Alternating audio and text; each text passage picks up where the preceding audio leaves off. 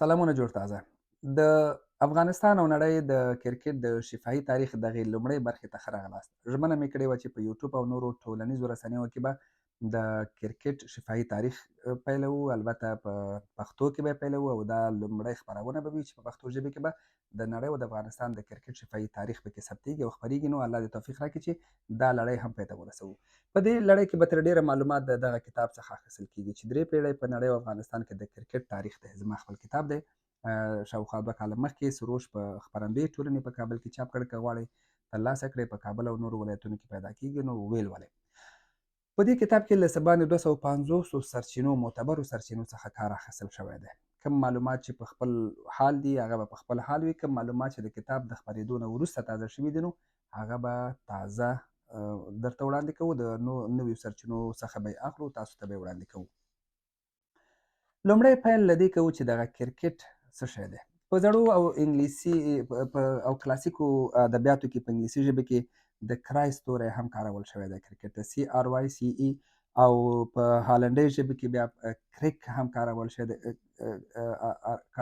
دی کرکټ ته چې KRICK، او په فرانسوي ژبه کې بیا کروکوای چې CRIQUET چې دا ټي سایلنټ دی، او همدغه راز دا بل رقم هم لیکل کېږي چې CROQUET هم لیکل کېږي.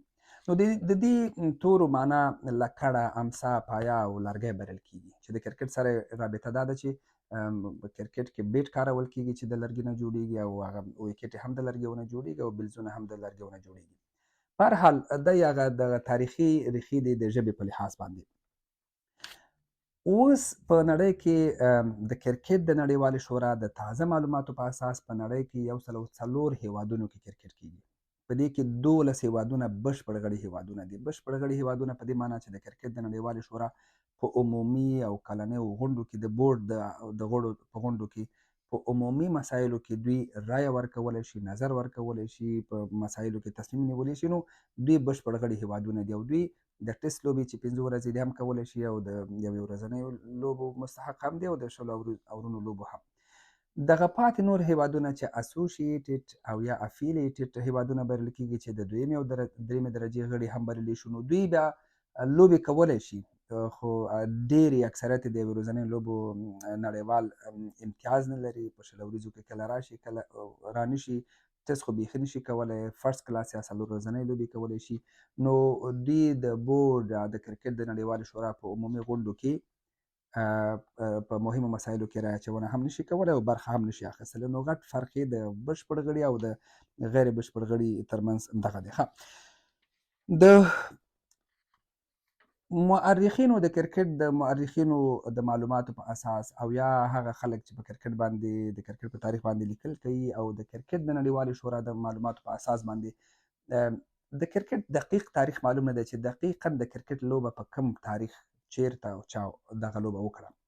داسې ویل کېږي چې د 14مې پېړۍ د میلادي 14مې پېړۍ کې هم کرکټ شوی تر 15مې میلادي پېړۍ پورې، خو دا معلومات دقیق نه دي. مګر د کرکټ نړیواله شورا وایي چې په 1411 میلادي کال کې یوه لوبه وشوه چې نارینه وو دا لوبه وکړه، او دا لوبه د کرکټ لوبه وه. په همدغه وخت کې دغه لوبې ته د نارینه وو لوبه وویل شو. البته تر دې مخکې د انګلند په جنوب کې، او ما چې مخکې د کرکټ په ریښې باندې خبرې وکړې چې د فرانسوي ژبې او د هالنډۍ ژبې او انګلیسي ژبې کې کارول شوی، نو د دې نه هم دا جوتېږي چې دا لوبه په هماغې سیمې کې په هماغې منطقې کې دا لوبه پیل شوې ده، او د اوس انګلند د کرکټ مور بلل کېږي او د کرکټ باني هیواد بلل کېږي. نو د دغو ژبو ریښو ته په کتو هم ویلی شو چې دا لوبه هملته پیل شوې ده. او کرکټ په لغوي معنا په انګلیش کې جرجیرک چې ورته وایي، چینچار چې ورته وایي په دري ژبې کې، او په پېښور کې هم کرډی بولي، او ایرانیان یې بیا جرجیرک یا زنجیره بولي. هغه چچریږي د شپې. نو دا د کرکټ لغوي معنا دا هم ده. زه نه پوهېږم چې د دې لغوي معنا او د کرکټ او د دې حشرې ترمنځ به رابطه څه وي. نو د کرکټ د نړیوالې شورا معلوماتو ته که موږ وګورو، په اول ځل په 1411 میلادي کال کې د کرکټ لوبه وشوه چې نارینه وکړه. البته تر دې مخکې ماشومانو دا لوبه کوله، په کلیو بانډو کې به دا لوبه کوله او هغه وخت کې د ماشومانو لوبه بلل کېده او ماشومانو به د ټوکرو نه توپ جوړوه، د تیږه به یې د توپ په شکل کاروه او دوی به لوبه کوله. کله چې دا لوبه وشوه بیا آهسته آهسته د کلیو نه ښارونو ته دا انتقالېږي، د ښارونو نه بیا هیواد ته انتقالېږي او هیواد نه بیا نورو هیوادونو ته انتقالېږي. طبیعي ده چې دا لوبه مشهورېږي نو بیا د مشهورتیا لپاره او دا چې دا منظم چوکاټ کې دغه لوبه داخله شي نو یو لړ اصول او قوانین هم باید ورته وټاکل شي. نو په دې اساس باندې په 1940 میلادي کال کې د کرکټ د لوبې لپاره ځینې اصول وټاکل شول چې ال بي ډبلیو هم په همدغه کال کې دغه اصول رامنځته شو. لیګ بیفور څوک چې د کرکټ لوبه کوي هغه پوهېږي چې ال بي ډبلیو څه معنا. بیا په 1945 میلادي کال کې د انګلند په سوري یا شوري کې د ښځو ترمنځ د کرکټ لومړۍ لوبه کېږي. مطلب دا لوبه د ماشومانو له طرفه پیل کېږي، غټانو ته انتقالېږي او بیا ښځو ته انتقالېږي او اوس په 21مې پېړۍ کې تر فوټبال وروسته تر ټولو مشهوره لوبه بلل کېږي. او بیا د وخت په تېرېدو سره کله چې په 19مې پېړۍ کې 20مې پېړۍ کې انګریزان نورو هیوادونو ته مخه کوي، نورو هیوادونو باندې یرغل کوي، د خپل استعمار لمنه پراخوي نو بیا دغه لوبه هم له دوی سره خپرېږي. نور اوس به په همدې باندې اکتفا وکړو. په بلې برخه کې به په دې وغږېږو چې د کرکټ لوبه څنګه د انګلند نه نورو هیوادونو ته